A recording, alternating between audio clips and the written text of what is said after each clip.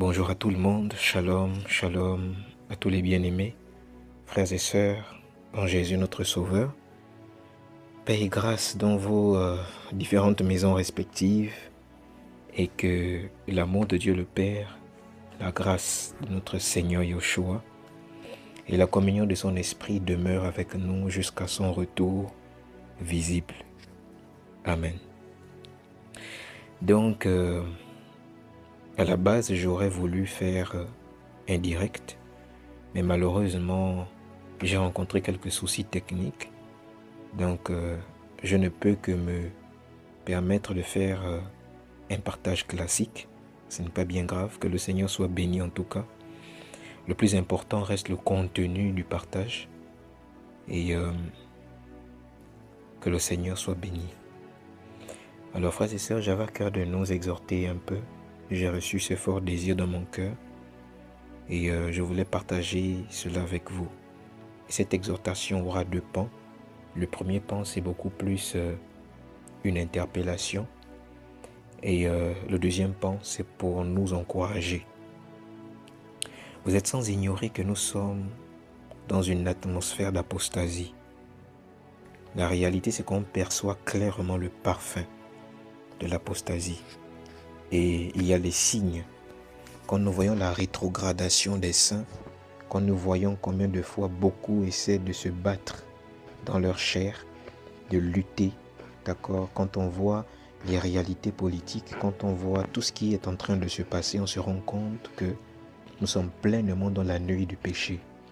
Et comme la Bible dit, bientôt le jour se lève. Et c'est un message pour nous interpeller, nous tous, et nous encourager. Frères et sœurs, chez nous au Gabon, nous sommes dans une saison sèche. Et quitte à dire que la saison est très conséquente, la fraîcheur est très conséquente.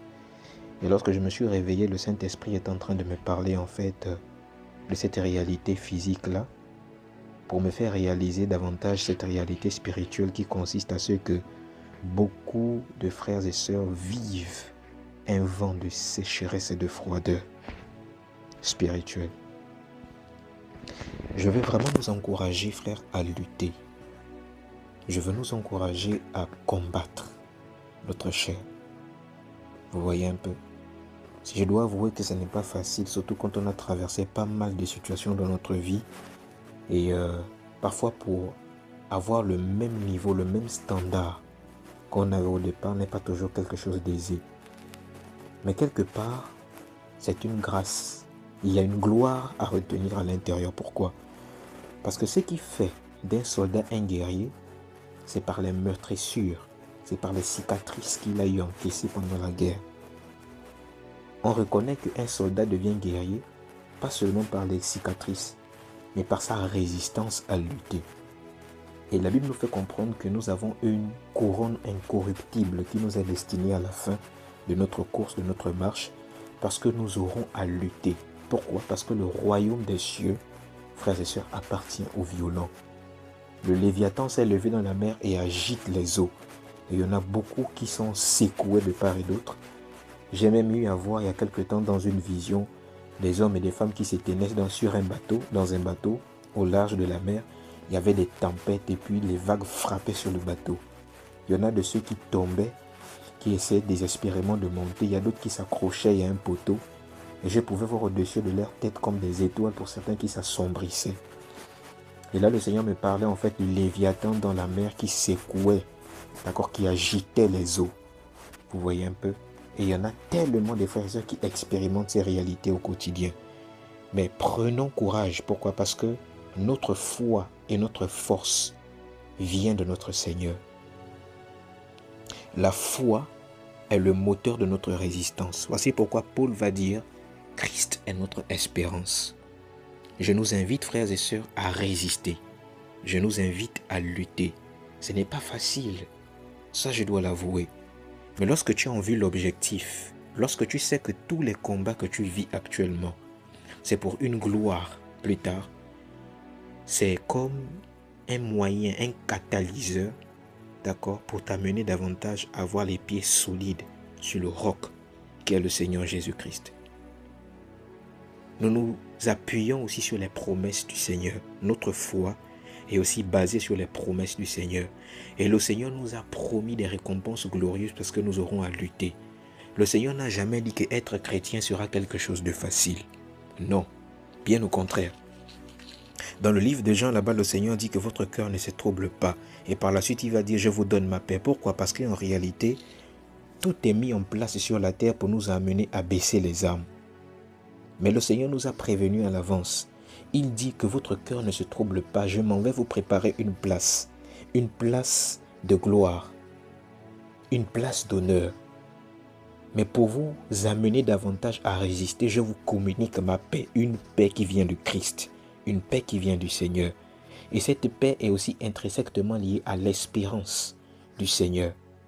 Parce que quand on a les yeux fixés sur ce que le Seigneur nous a promis, d'accord, nous avons la paix.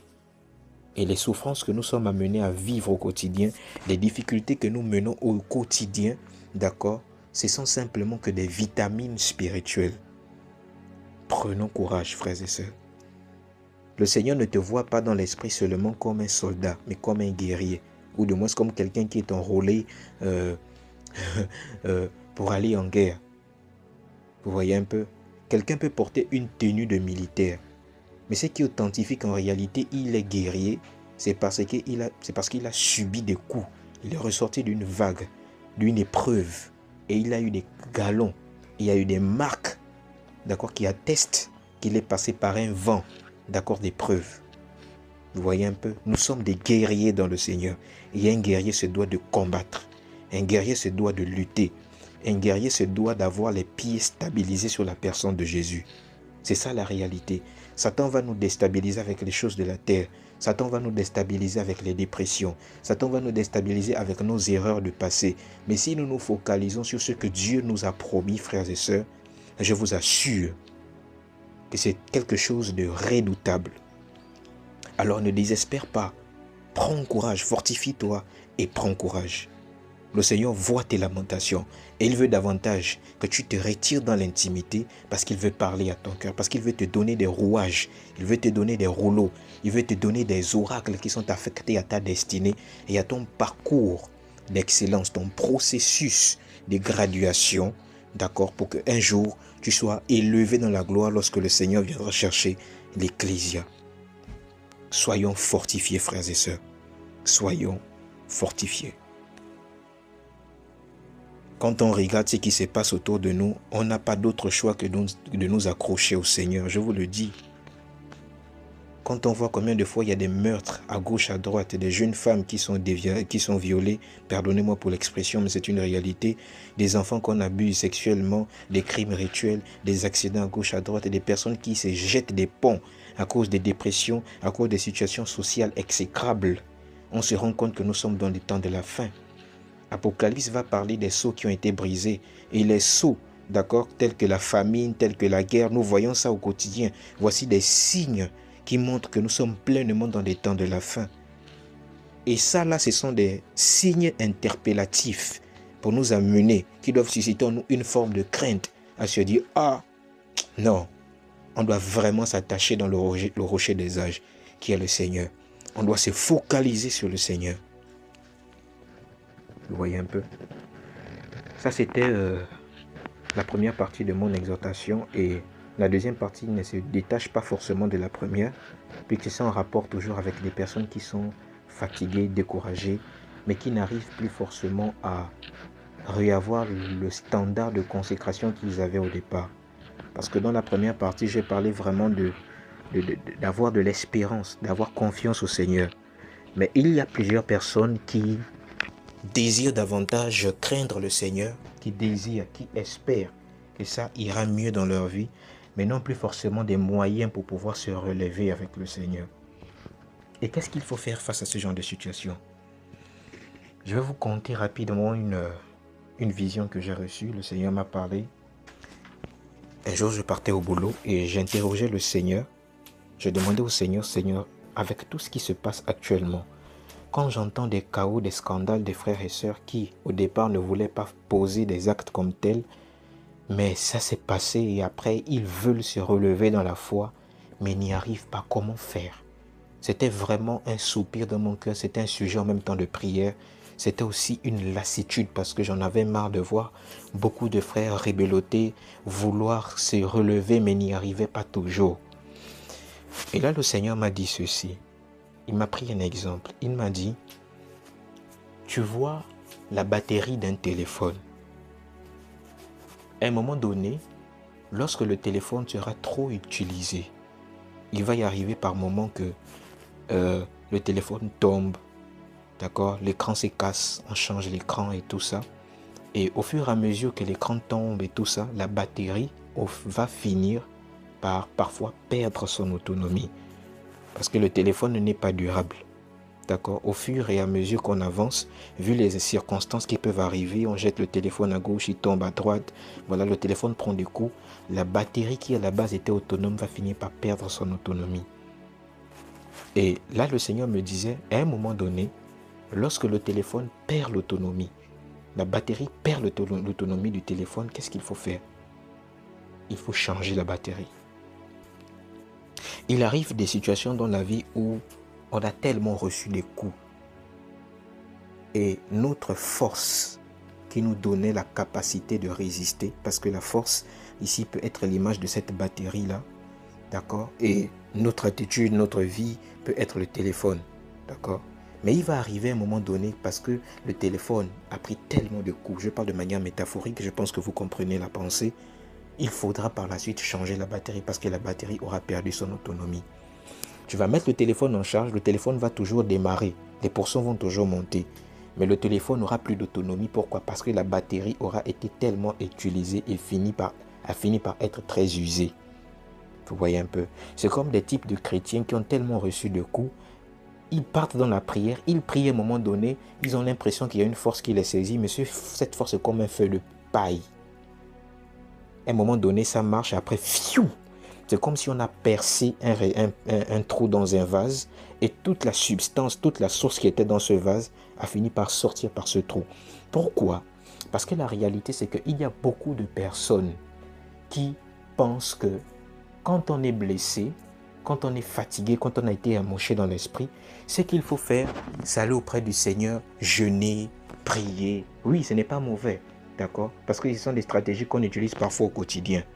En jeûne, on prie, voilà, on médite, tout ce qui s'ensuit, alors que ce que Dieu attend de nous, souvent dans ces cas de situation, c'est de déchirer nos cœurs, briser tout ça et recommencer des zéros comme des petits enfants.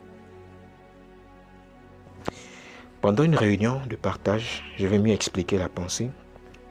Il y avait une sœur qui avait exposé ce cas. Je n'ai plus la force de continuer avec le Seigneur. Qu'est-ce qui se passe? J'ai envie de me relever, mais je n'y arrive plus. Il y en a de ceux qui ont donné des réponses qui sont quotidiennes. Il faut prier, il faut aller en assemblée, il faut. Oui, mais ce sont des choses que la sœur sait. Et ce sont des choses que nous tous on sait. Parfois qu'on s'efforce d'appliquer au quotidien, mais qu'on n'y arrive pas toujours. Pourquoi? Parce qu'en réalité, on ne peut pas compter sur notre propre force, sur le jeûne et toujours la prière. Comme on dit souvent beaucoup des posts des prédicateurs. Jeûne, prie, voilà, prends des temps. Tu peux dresser une liste. Premier jour, Seigneur, tu pries et tu jeûnes pour ton âme. Deuxième jour, tu pries et tu jeûnes pour la force, l'autorité spirituelle. Troisième jour, ça ce sont des expériences que j'ai vécues. D'accord? Et j'ai fini par comprendre que parfois, c'est pas que c'est inutile, hein, mais ce que Dieu attend simplement pour qu'on reparte de zéro, c'est qu'on change la batterie. C'est qu'on recommence simplement à zéro. On se brise, on brise le vieux vase. Parce que quand un vase est trop tombé, on finit par le rafistoler. À un moment donné, il perd de l'éclat. Il faut simplement changer le vase. Et c'est quoi changer le vase? Venir au pied du Seigneur et dire, Seigneur, j'ai besoin de toutes ces circonstances, des jeûnes, des prières. Ok, c'est bon. Mais j'ai envie de repartir des zéros. Parce que parfois, la restauration demande à ce qu'on reparte des zéros comme des enfants. Et non qu'on continue un processus sur un état de vie qui ne nous correspond plus. Tu es brisé, tu es cassé, tu jeûnes, tu pries. Mais comment est-ce que tu vas jeûner, tu vas prier si déjà ta batterie n'a plus l'autonomie? Parfois, il faut simplement repartir au pied du Seigneur comme un petit enfant et dire, toutes mes années d'expérience là, tout ça, parfois, je mets ça d'abord de côté. Ça là, j'ai besoin de réapprendre comme un petit enfant. Et l'action de briser le vase ou encore l'action de changer la batterie s'opère dans 2 dimensions. La première dimension, c'est Seigneur, donne-moi à nouveau l'amour de ta personne. Ok, je recommence de zéro. Père, donne-moi à nouveau l'amour de ta personne. Je veux à nouveau t'aimer. Parce qu'il y en a plusieurs personnes là qui jeûnent, qui prient. Pas forcément par amour pour le Seigneur. C'est une réalité. Quand on est cassé, on est brisé. Parfois quand on jeûne, c'est parce qu'on ne veut pas parfois perdre le feu là. Mais une chose est sûre, c'est que dans ce désir-là, il y a comme une forme de contrainte. Tu fais parce tu fais parce que tu dois. Or que le Seigneur n'attend pas de nous qu'on fasse des choses parce que l'on doit faire ces choses. Mais le Seigneur veut qu'on fasse ces choses parce qu'on l'aime. Et on ne peut pas avoir ce niveau dans l'esprit si à la base on n'a pas recommencé. La Bible dit revenez à votre premier amour. Parfois la restauration d'une vie commence par dépend de notre état d'âme à repartir au pied du Seigneur, briser toutes les expériences et demander à nouveau l'amour du Seigneur. L'amour pour sa parole. Seigneur, j'ai besoin de ton amour. J'ai besoin de t'aimer encore plus. Parce que c'est par l'amour du Seigneur qu'on arrive à faire des actions comme telles. La méditation, la prière, le jeûne. Seigneur, donne-moi à nouveau de t'aimer comme à mon premier amour. C'est ça la restauration aussi de la batterie. Changer l'autonomie parce que la batterie a perdu l'autonomie. Pour avoir une nouvelle batterie. Et pour avoir cette nouvelle batterie, il faudra simplement repartir au pied du Seigneur. Pour dire, Seigneur, j'ai besoin que tu réactives l'amour qui a été éteint dans mes entrailles.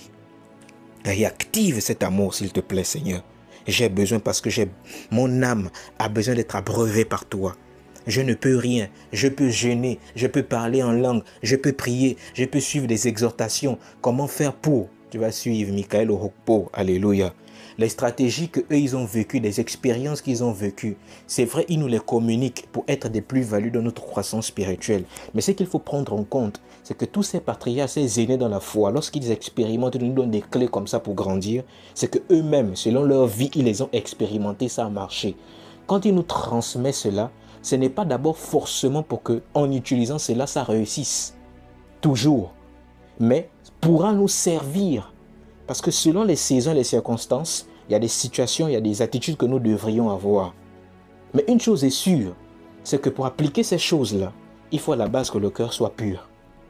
Il faut à nouveau que le cœur gonfle d'amour pour le Seigneur. C'est une réalité spirituelle. Ta batterie a besoin d'être changée. Psaume va dire, si les fondements sont ébranlés, comment est-ce que le juste subsistera-t-il? Parfois on a besoin de l'amour de Jésus. Ce n'est pas toujours facile. Mais l'autonomie dont nous avons besoin pour notre batterie dépend également de notre état d'âme. Recommencer à zéro. Prier, jeûner, méditer, c'est bon. Mais une chose est sûre, on a besoin parfois de briser le vase. L'amour, le catalyseur, le fondement. 1 Corinthiens chapitre 13, à partir du verset 13. Maintenant donc ces 3 choses demeurent, la foi, l'espérance, l'amour. Mais la plus grande de ces choses, c'est l'amour. Paul nous fait comprendre qu'en réalité, au-delà de la foi, de l'espérance et l'amour, le plus grand c'est l'amour. Parce que même en réalité, c'est l'amour qu'on a pour le Seigneur qui produit en nous l'espérance et la foi. C'est l'amour qu'on a pour le Seigneur. La Bible dit que celui qui m'aime garde mes commandements. Donc on comprend que pour garder les commandements du Seigneur, il faudra aimer le Seigneur. Beaucoup n'arrivent plus à garder le commandement du Seigneur parce qu'ils n'ont plus l'amour du Seigneur. Et parfois, la base, ce qu'il faut faire, c'est simplement redemander à nouveau un téléchargement de son amour dans nos cœurs. Ça, c'est le premier aspect que j'ai voulu énumérer pour parler de la restauration, d'accord? L'autonomie à nouveau de la batterie qui alimente un téléphone. Et la deuxième action, c'est simplement l'humilité. Beaucoup de personnes se croient beaucoup arrivées aussi parfois. J'ai vécu une expérience dans les années antérieures où j'étais tombé, j'avais vécu des coups dans ma foi, dans ma marche. Et quand je suis revenu dans le Seigneur, je priais, je jeûnais, mais j'ai réalisé en fait, je sentais à l'intérieur de moi qu'il manquait quelque chose. Et je me voyais auprès des frères et sœurs, hein, comme quelqu'un qui a toujours la position pour la plupart comme aîné dans la foi. Ce qui fait que parfois quand je me mettais devant eux, j'avais cette position d'aîné dans la foi. Mon attitude était souvent un peu, manifestait un peu de l'orgueil, hein. Vraiment, pas un peu, quand même beaucoup d'orgueil. Mais j'étais dans un processus de restauration. Je jeûnais, je priais. Mais il me manquait une chose, l'humilité. L'humilité de reconnaître que j'ai besoin un peu à un moment d'enlever tous les galons là. Ça, c'est ce que je disais au départ. Briser le vase. De se dire, non, ok, non, pour de vrai, j'ai besoin d'humilité quand même. L'humilité. L'humilité aussi, c'est quelque chose d'important. La Bible dit que le Seigneur fait grâce aux hommes humbles. Vous voyez un peu? On a besoin de l'humilité parfois pour être repositionné dans l'esprit. Se mettre devant le trône de la grâce du Seigneur et dire au Seigneur, Seigneur, voici ma vie. Regarde toutes les blessures qu'elle a encaissées. Regarde, la batterie n'a plus d'autonomie.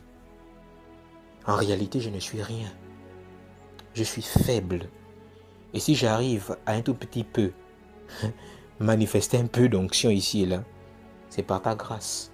Et même là, ça ne me garantit pas que je suis agréable à toi, parce que tu ne te réponds pas de tes dons. Seigneur, me voici devant ton trône.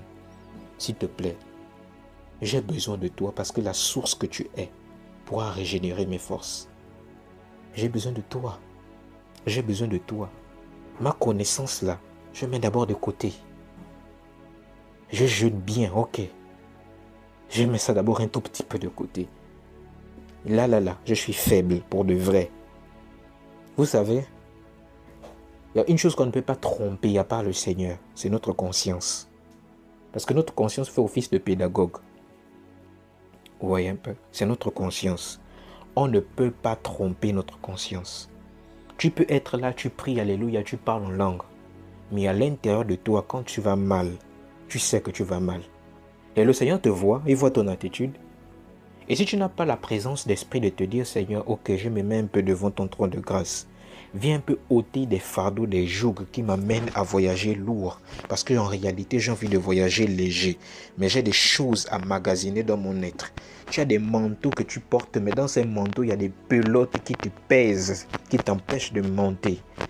Il y a des pelotes, il y a des manteaux là qui sont déjà souillés. Il y a des manteaux qui sont souillés, frères et sœurs. Je ne sais pas pourquoi le Seigneur m'a... je sais pas pourquoi le Seigneur m'amène là-bas, mais c'est vraiment pour nous encourager. L'humilité, c'est important, frère. L'humilité, c'est important. Regardez Bartimée. Bartimée a crié, fils de David, aie pitié de moi. Mais qu'est-ce que Bartimée va faire? Avant que Bartimée ne s'approche de Jésus, Bartimée a dû d'abord jeter le manteau. C'est très prophétique. Bartimée a dû jeter sa vieille nature, frère.